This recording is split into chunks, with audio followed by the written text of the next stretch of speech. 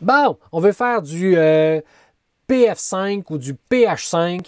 On a donc P qui a 1, 2, 3, 4, 5 électrons de valence, 3 seulement qui sont célibataires. On va briser un couple et on va avoir donc 5 électrons célibataires. Est-ce qu'on avait droit à la D? Oui. Le P, on est au niveau 3, donc on a le droit d'avoir des D. Au niveau 3, on a le droit d'avoir des D. Si ça avait été du NH5, là, ça aurait été impossible. Parce que si ça avait été un N, ça aurait été 2S2, 2P3. On aurait brisé le couple, on l'aurait envoyé dans la 2D. Or, ça n'existe pas une D dans la 2. Donc, N est obligé de respecter l'octet, justement parce qu'il n'y a pas de D au niveau 2.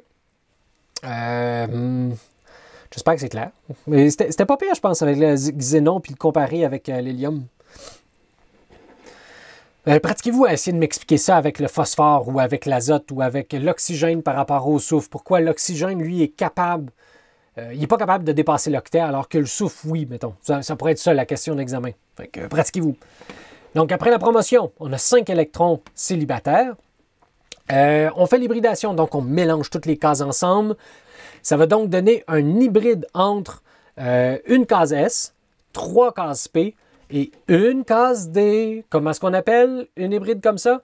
Un mélange d'orbitales fait de une S, de une D puis de 3P.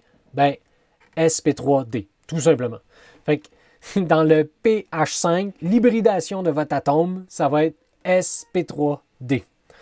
Et là, vous avez après ça 5 orbitales identiques qui peuvent se repousser autant, qui vont être placées à 120 degrés de chaque personne, 90 ici, 180 ici, et vous allez pouvoir faire votre recouvrement et former votre nouvelle molécule de pH5 ou de PF5.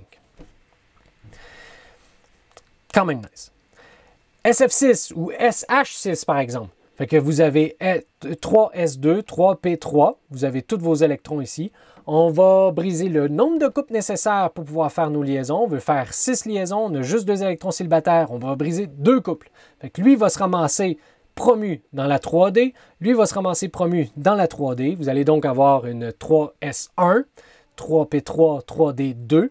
Donc on a 1, 2, 3, 4, 5, 6 électrons disponibles pour faire nos 6 liaisons. Après ça, on fait l'hybridation, on mixe toutes nos cases ensemble, on mixe toutes nos orbitales ensemble pour former 6 orbitales identiques. Donc, qui vont être à 1/5 S, 3/5 P et 2/5 D. Donc, moi, je les ai schématisés dans cette couleur-là que je ne saurais décrire.